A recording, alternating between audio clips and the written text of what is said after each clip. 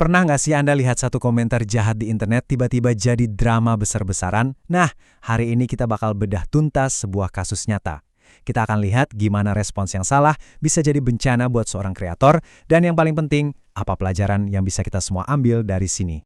Ini nih pertanyaan utamanya, gimana ceritanya percikan api sekecil satu komentar bisa jadi kebakaran hebat yang ngelalap reputasi seseorang?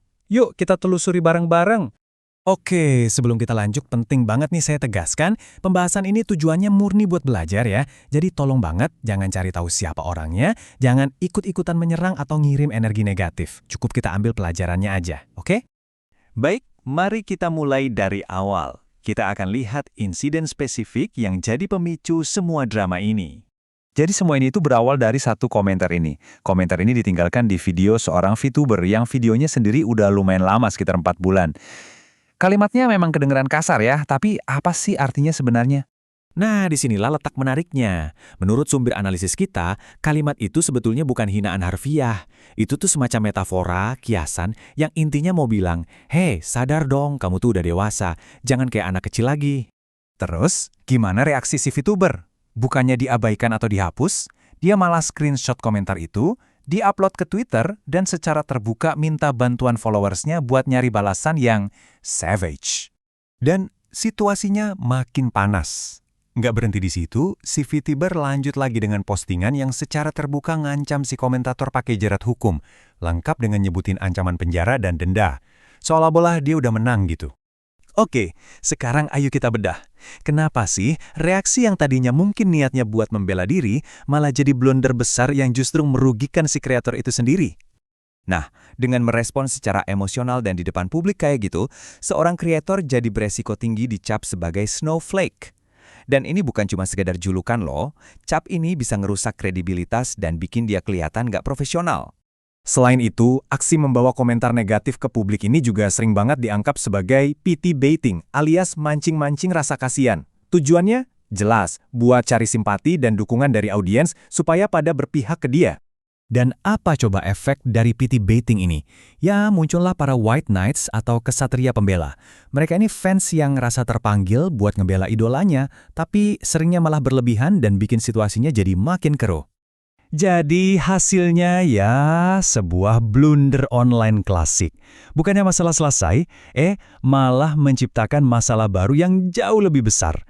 Ini bukan lagi soal satu komentar jahat, tapi soal reputasi brand si kreator itu sendiri yang jadi taruhannya. Oke, kita udah lihat apa yang salah. Sekarang pertanyaannya, gimana cara yang benar? Yuk kita masuk ke panduan praktis yang bisa dipakai semua kreator di luar sana. Sebetulnya ada 4 aturan simpel tapi penting banget. Pertama, jangan pernah balas pakai emosi.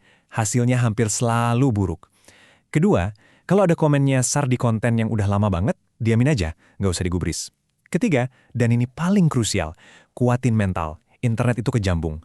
Dan terakhir, jangan kasih panggung ke troll. Jangan beri mereka makan dengan perhatian Anda. Ini nih, quote yang mungkin terdengar keras tapi ada benarnya. Intinya, kalau mau jadi figur publik di dunia maya, mental baja itu bukan pilihan, tapi keharusan. Kalau enggak, siap-siap aja digoreng habis-habisan sama netizen.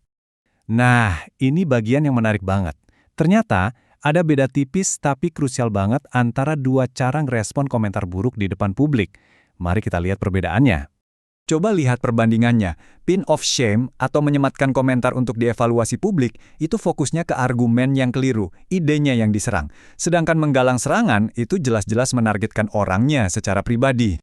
Nah, kalau kita balik lagi ke kasus VTuber tadi, permintaannya buat cari balasan yang savage itu jelas banget masuk ke kategori yang kedua. Dia bukan ngajak diskusi ide, tapi ngajak massa buat nyerang si komentator secara pribadi.